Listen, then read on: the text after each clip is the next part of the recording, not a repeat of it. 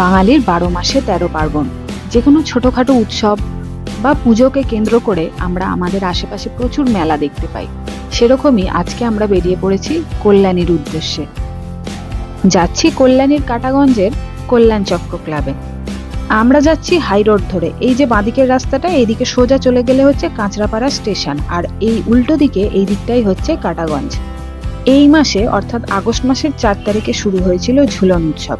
সেই ঝুলন উৎসবকে কেন্দ্র করেই এই মেলা। অনেকের মতো আমিও ভেবেছিলাম ঝুলন তো অনেকদিন আগেই চলে গেছে, তাহলে এখনো কি মেলা থাকবে? তারপর খবর পেলাম যে হ্যাঁ, মেলা থাকবে এবং চলবে ১৭ই আগস্ট পর্যন্ত।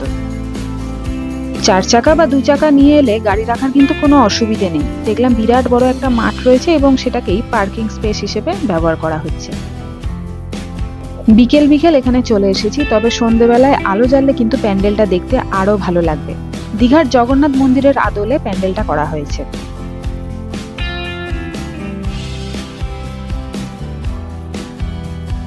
মণ্ডপের ভেতরে ঢুকেই দেখতে পাচ্ছি প্রচুর বিগ্রহ রয়েছে এবং কৃষ্ণের জীবনের নানান কাহিনীও এখানে বর্ণিত রয়েছে। চলুন আমিও ঘুরে ঘুরে দেখি আর আপনাদেরও ঘুরে দেখাই।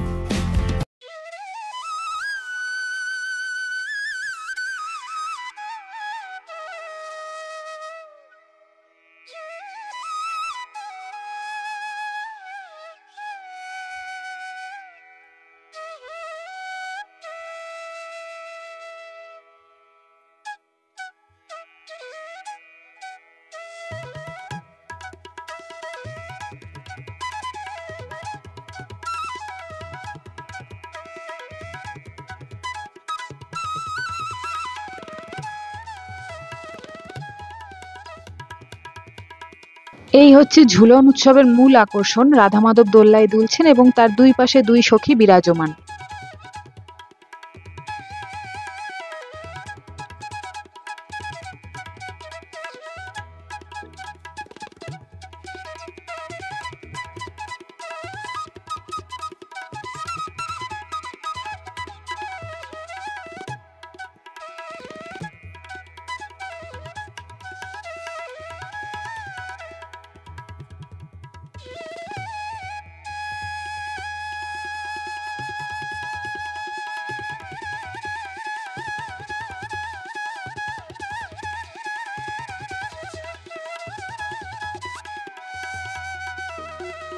পুরো মণ্ডপ জুড়েই শ্রীকৃষ্ণের ছোট থেকে বড় হয়ে ওঠার জীবনযাত্রার নানান কাহিনী সুন্দরভাবে বর্ণিত রয়েছে।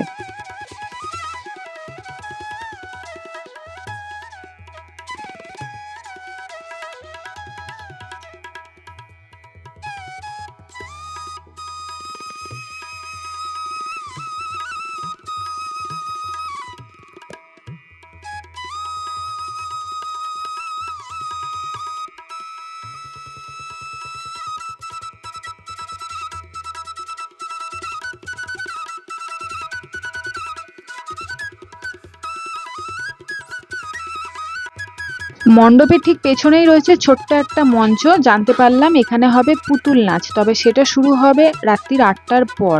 এখন অনেকটাই দেরি আছে, কারণ বাজে এখন সবে সন্ধ্যে ৬টা।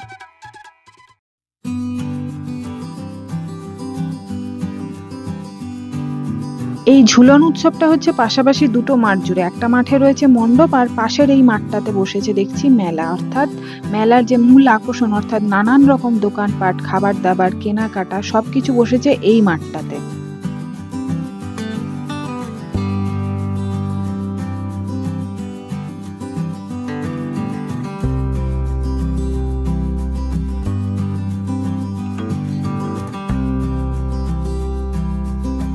দিনের আলো এখনো থাকায় মেলায় খুব একটা ভিড় চোখে পড়ছে না, তবে রাত বাড়ার সাথে সাথে ভিড়টা আশা করছি বাড়বে।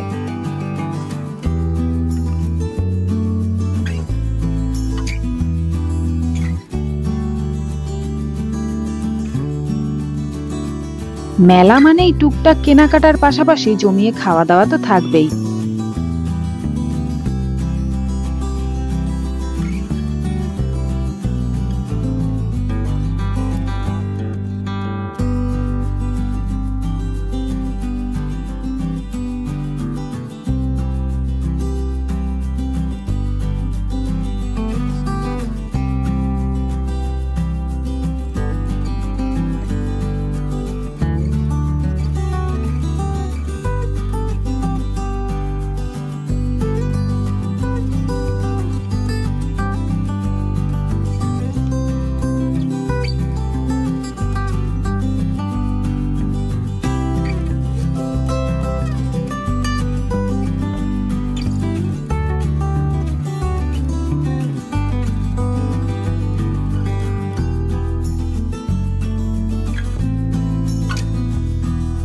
মেলা মানেই সবকিছুর পাশাপাশি নিজের ছোটবেলাকেও খুঁজে পাওয়া।